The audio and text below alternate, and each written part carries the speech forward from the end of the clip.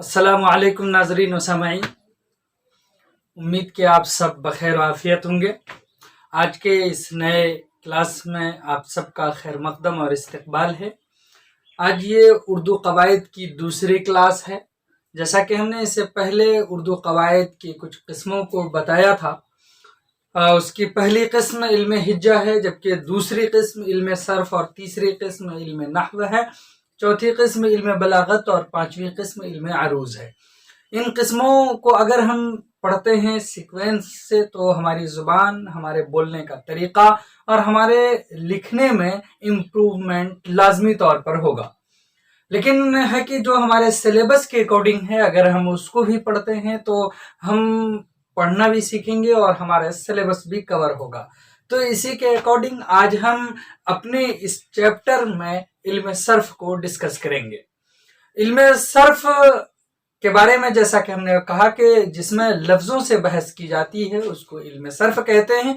तो आइए और तरह से भी हम इसको समझने की कोशिश करते हैं। सबसे पहले जैसा कि आप यहाँ पर देख रहे हैं, हम यहाँ पर लिखे हुए हैं इल्म सर्फ। तो अब यहाँ पर आप देखिए तो उसकी तारीफ लाजमी तौर पर हम आज भी कर रहे हैं। उसकी तारीफ है, यहाँ पर हम लिख रहे हैं कि वो इल्म है जिसमें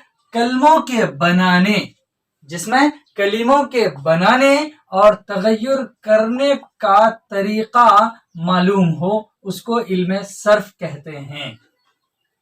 तगय्युर का तरीका यानी जो उसके बदलाव होते हैं, जो उसके सेगे होते हैं, जो उसको हम उलट पुलट कर लिखते हैं, उसी को तगय्युर कहते हैं। इसका तरीका जिस इल्म में बयान होता है वो इल्म सर्फ कहलाता है। ये हम जान गए। और ये आप यहाँ डेफिनेशन से आप समझ गए होंगे कि आखिर इसका फायदा क्या है। हम ये इल्म सीखते हैं, पढ़ते हैं तो हमें इससे बेनिफिट क्या मिलेगा। तो इसका फायदा ये है कि सेहत और दुरुस्तगी के साथ हम तलफ़ुज़ कर सकेंगे। जो प्रोनाउंसिएशन है वो हम करेक्ट लोगों के सामने बोल सकेंगे और लिख भी सकेंगे, पढ़ भी सकेंगे। ये इस इल्म का बुनियादी तौर पर फायदा होता है। मुंह से जो आवाज निकले उसे लफ्ज कहते हैं। तो यहाँ पर है, अब इसीलिए लिखे कि मुंह से जो आवाज निकले उसको लफ्ज कहते हैं।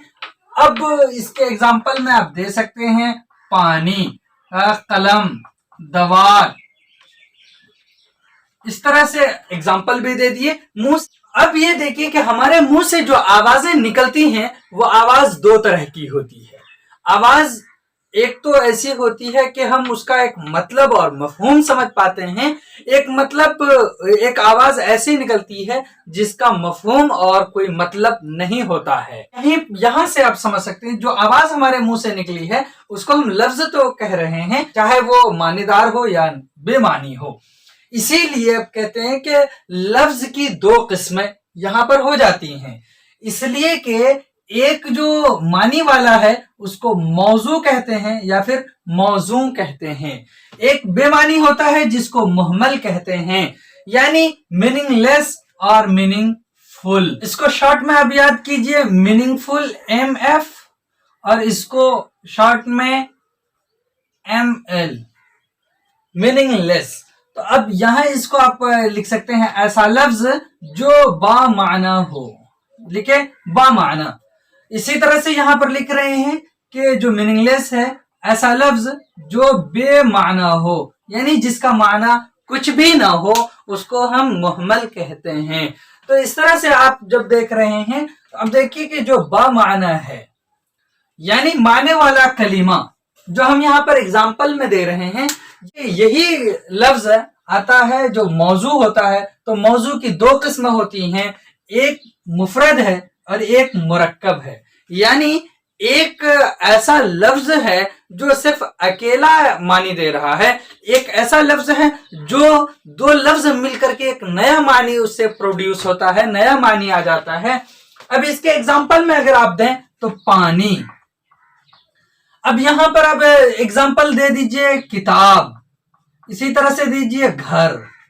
देखिए लिख रहे हैं किताब भी अलग मानी वाला है, इसी तरह से घर भी एक मानी वाला है। जबकि यहाँ पर आप अगर बोलें कि मुरक्कब की मिसाल क्या होगी तो मुरक्कब की मिसाल देखिए, हम यहाँ पर लिख रहे हैं किताब घर।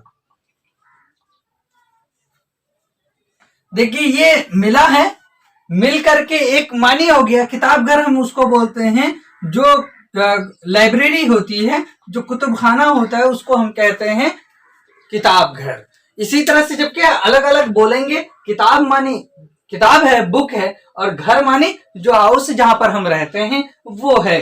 तो यहाँ पर अब इस घर में हम किताब को रख देते हैं, उसका नाम हम अलग से, अब हमारे जहन में और समझ में ये बात आ गई कि उसमें सिर्फ और सिर्फ किताबें ही किताबें हैं, वो क्या हो जाती हैं, लाइब्रेरी हो जाती हैं। एक नया मानी हम यहाँ पर समझ रहे हैं, जबकि दोनों अलग अलग लफ्ज थे तो मुफरद, जब दोनों मिल गया और एक नया मानी इससे पैदा हुआ हमारी समझ में आया, तो ये मुरक्कब कहलाया। इस तरह से मुरक्कब और मुफरद है।